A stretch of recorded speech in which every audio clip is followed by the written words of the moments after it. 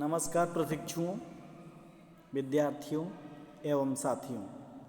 आज का हमारा कंटेंट है मौखिक परीक्षण।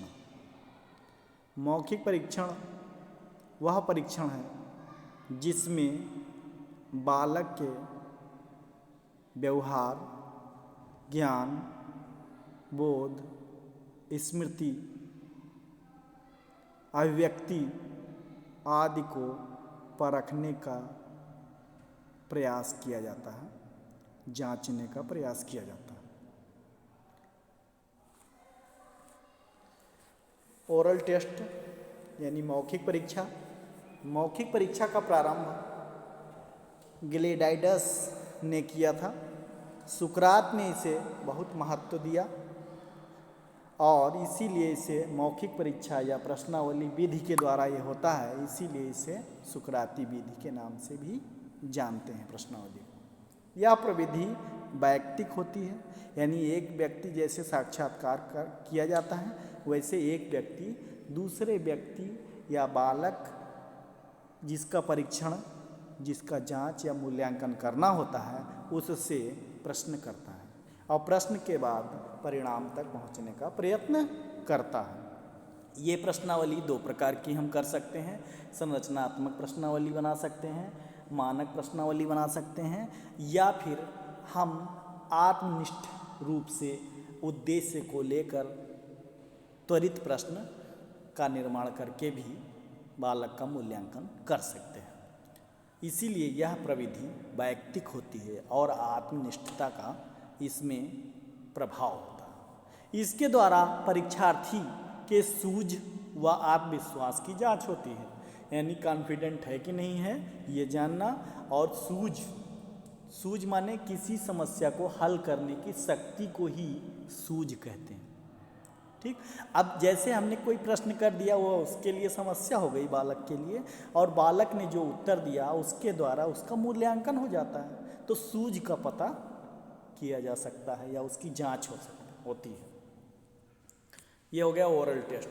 अब ओरल टेस्ट का जो उद्देश्य है, पर्पज है, प्रयोजन है, उसको हम देखें तो पढ़ाए गए पाठ का अभ्यास या दोहराना, यानी कि यदि हम मौखिक परीक्षा का प्रयोजन या उद्देश्य देखें तो पढ़ाए गए पाठ का अभ्यास या दोहराना इसमें शामिल होता है।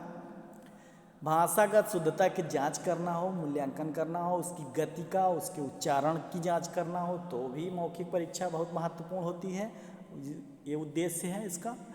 स्मरण शक्ति का विकास, यानी हमने कभी किसी जांच करने में जब हम प्रश्न करेंगे तो प्रश्न के द्वारा ही उत्तर देगा, यानी कि अभिव्यक्ति के द्वारा मौखिक रूप से उत्तर देगा, तो उसमें हम उसकी स्मृति की जांच भी कर सकेंगे। यानी ये भी एक उद्देश्य हो गया। विचार व कल्पना शक्ति का विकास करना, यानी यदि हम मौखिक परीक्षा या के द्वारा मूल्यांकन करते रहेंगे तो उसके विचार व कल्पना शक्ति का भी विकास होता रहेगा और उसको क्या हो जाएगा, उस क्षेत्र में आगे बढ़ने के लिए प्रेरणा और प्रोत्साहन भी साथ साथ मिलता रहेगा। और उसको क्या कहते हैं, पुनरावृत्ति के द्वारा उसको विशेष लाभ प्राप्त होगा। तो ये भी प्रदान करना एक उद्देश्य हो गया, प्रयोजन हो गया। रचनात्मकता व एकाग्रता का विकास, यानी कंसंट्रेट होगा। जब किसी प्रश्न की या कोई समस्या होती है तो हम कंसंट्रेट होते हैं, कंसंट्रेट होकर के उसके हल को खोजते हैं, परिकल्पनाओं में जाते हैं। तो ये सब रचनात्मकता और एकाग्रता का विकास भी इसके उद्देश्य में, प्रयोजन में शामिल है। मौखिक परीक्षा की आवश्यकता और महत्व देखें तो स्मृति व कल्पना शक्ति का विकास होता है, इसलिए इसकी आवश्यकता है और महत्व है। परिश्रम तथा समय की बचत होती है, यानी कम परिश्रम में और कम समय में हम व्यक्तिगत रूप से मौखिक परीक्षा के द्वारा हम किसी का मूल्यांकन कर सकते हैं। कार्य में गतिशीलता, यानी कार्य क्या होता है कि जल्दी हो जाता है, इसीलिए गतिक कार्य करने के लिए हम क्या करते हैं, मौखिक परीक्षा के द्वारा मूल्यांकन करते हैं। और मूल्यांकन में शीघ्रता, मूल्यांकन में भी जो समय लगता है वो भी हम बच सकता है। यदि लिखित परीक्षा होती है तो 3 घंटे लगते हैं, लेकिन साक्षात्कार में हम 5 मिनट में ही कर लेते हैं। आदतों में सुधार, यानी व्यवहारिक रूप से व्यापक दृष्टिकोण में ये महत्वपूर्ण है, क्योंकि इसमें हम देख लेते हैं कि कैसे बालक बात कर रहा है, कैसे शब्दों का चयन कर रहा है और किस प्रकार से उसके हाव भाव हैं, ये सब भी हम जान लेते हैं। तो इसीलिए इसकी आवश्यकता और महत्व है। आत्मविश्वास में वृद्धि, जब एक बार हम मूल्यांकन करते हैं, बार बार करते रहते हैं मौखिक परीक्षा के द्वारा, तो वो क्या हो जाएगा, स्किल्ड हो जाता है और वो आत्मविश्वास में उसका बढ़ जाता है। ठीक, आगे हम देखें तो मौखिक परीक्षा की गुण या विशेषताएं। मौखिक परीक्षा में यह गुण पाया जाता है कि यह परीक्षा आत्मविश्वास जागृत करती है। Very good. यह परीक्षा निदानात्मक कार्यों के लिए अति महत्वपूर्ण है। कोई कमी जानना है, त्रुटि जानना है, वास्तविक त्रुटि जानना है, यथार्थ ज्ञान उसका करना है, तो हम मौखिक परीक्षा के द्वारा उसको जांच सकते हैं। इसीलिए कमी त्रुटि को पहचान सकते हैं। इसीलिए निदानात्मक कार्यों में ये महत्वपूर्ण है। उच्चारण हो, गति हो, विचार हो, अभिव्यक्ति हो आदि का भी मूल्यांकन इसके द्वारा संभव हो जाता है। मौखिक परीक्षा ना हो तो हम क्या करेंगे, लिखिए इस कार्य, विचार और उच्चारण आदि कहाँ, अभिव्यक्ति को हम कहाँ समझ पाएंगे, जान पाएंगे। जिन क्षेत्रों में लिखित परीक्षाएं संभव नहीं हैं वहाँ मौखिक परीक्षा आवश्यक हो जाती है। यानी जहाँ लिखित परीक्षाओं के द्वारा जिस क्षेत्रों में हम मूल्यांकन नहीं कर सकते तो वहाँ पे मौखिक परीक्षा के द्वारा कर लेते हैं। ये विशेषता है, महत्व है। नियमित शिक्षण में अधिगम प्रक्रिया की जांच के लिए यह परीक्षा बहुत उपयोगी। रोज कहाँ परीक्षा, रोज कहाँ टेस्ट, रोज लिखित परीक्षा कहाँ ले पाएंगे, रोज कार्यशालाएं नहीं आयोजित कर पाएंगे। तो हम क्या करते हैं कि अधिगम प्रक्रिया की जांच के लिए यह परीक्षा बहुत महत्वपूर्ण है, उपयोगी है और सरल भी है। तो यह भी इसका एक विशेष गुण है। अब मौखिक परीक्षा की त्रुटियां देखें तो त्रुटियां भी गिनी चुनी कुछ त्रुटियां हैं। जहां अच्छाइयां होती हैं वहीं बुराइयां भी होती हैं, कमियां भी होती हैं। तो इसमें विश्वसनीयता और वैधता का अभाव होता है। इस पे सब लोग विश्वास नहीं करते हैं। ये वैध है, सभी लोग जिस उद्देश्य के लिए बनाया गया, कोई ज़रूरी नहीं वह उद्देश्य का मापन कर, उस उद्देश्य के मापन में ये सक्षम हो, इसी को कहा गया वैधता। ठीक, तो ये जरूरी नहीं है, इसलिए इसको कहा गया अभाव पाया जाता है।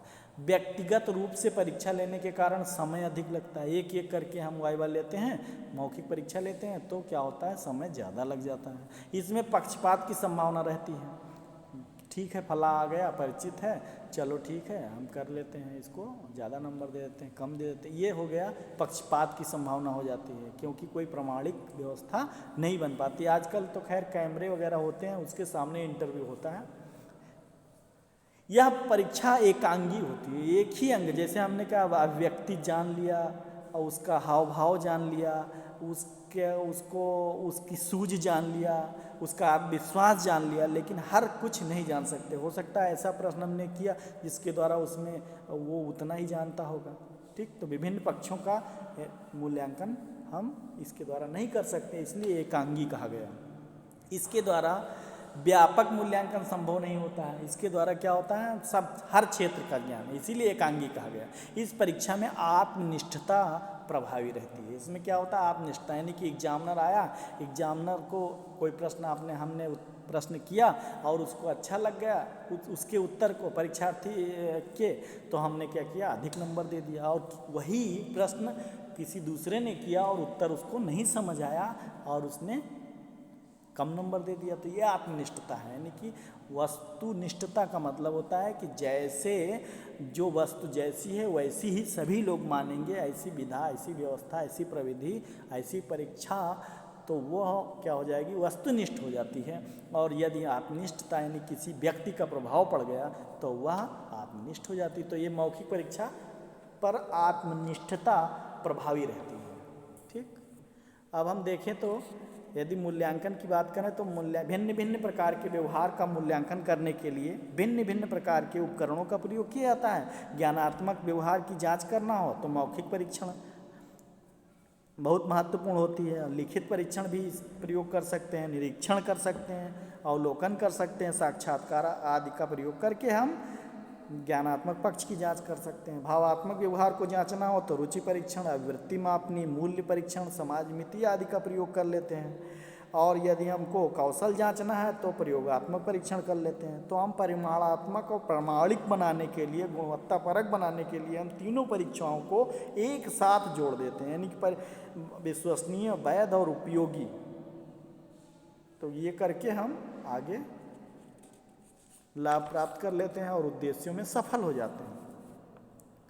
ये बहुत महत्वपूर्ण है। सुकराती विधि के द्वारा हम मौखिक परीक्षा का मूल्यांकन करते हैं। इसका प्रारंभ ग्लेडाइडस ने किया था और इसका प्रयोजन होता है विचार शक्ति और कल्पना शक्ति का विकास करना, स्मरण शक्ति का विकास करना, विद्यार्थियों में रचनात्मकता एवं एकाग्रता का विकास करना। मौखिक परीक्षण के द्वारा विद्यार्थियों की गति एवं शुद्धता से कार्य करने की आदत डलवाई जा सकती है। अध्ययन किए गए पाठ में हम पुनरावृत्ति करा सकते हैं। यदि महत्व देखें तो परिश्रम और समय की बचत होती है, जल्दी से कार्य हो जाता है, यथार्थ और शुद्ध आदतों का विकास किया जा सकता है, आत्मविश्वास में वृद्धि होती है, स्मरण और कल्पना शक्ति बढ़ाई जा सकती है। इसके गुण देखें तो यह निदानात्मक कार्यों के लिए उपयोगी है, आत्मविश्वास को जागृत करती है, उच्चारण आदि की ऐसी योग्यताएं जिनका मूल्यांकन हम केवल मौखिक परीक्षा से ही कर सकते हैं।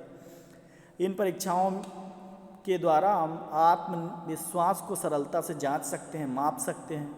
ये व्यक्तिगत होती है। लिखित परीक्षाएं संभव जहां नहीं है वहां पे हम इसको करा सकते हैं। अधिगम प्रक्रिया में मौखिक परीक्षा के द्वारा हम सरलतापूर्वक नियमित जांच या मूल्यांकन कर सकते हैं या करते हैं। त्रुटियां देखें तो इसमें विश्वसनीयता नहीं है, वैधता नहीं है। परीक्षा लेने के कारण, व्यक्तिगत रूप से परीक्षा लेने के कारण समय ज़्यादा लगता है। समस्त विषयों में इसका प्रयोग संभव नहीं है। परीक्षा में परीक्षक के विचारों का भी प्रभाव पड़ता है, यानी इसी को कहा गया आत्मनिष्ठता। परीक्षक जैसे उदाहरण के लिए हम परीक्षण कर रहे हैं और हम ही को गलत उत्तर पता हो तो वो जब गलत उत्तर बताएगा तो हम पूरा 100 नंबर दे देंगे। 100 नंबर का है तो 100 नंबर दे देंगे। इसी को कहा गया कि विचारों का प्रभाव पड़ता है। हम सहमत हैं कि दहेज लेना चाहिए तो विद्यार्थी बताएगा दहेज क्यों न लेना चाहिए, तो हम भी कहेंगे वाह वेरी गुड, और हम अधिकतम नंबर दे सकते हैं। इसमें पक्षपात की संभावना होती। कोई परिचित आ गया तो हमने कहा ठीक है, अच्छा व्यवहार आ गया, चरण स्पर्श कर लिया तो हमने ज़्यादा नंबर दे दिया। लेकिन लिखित परीक्षा में चरण स्पर्श करेगा तो उसका कोई मतलब नहीं है। इसीलिए गुणात्मक कहा गया है। बस लिखित परीक्षा को गुणात्मक कहा गया है और इसको क्या कहा गया है, परिमाणात्मक। क्लियर? धन्यवाद।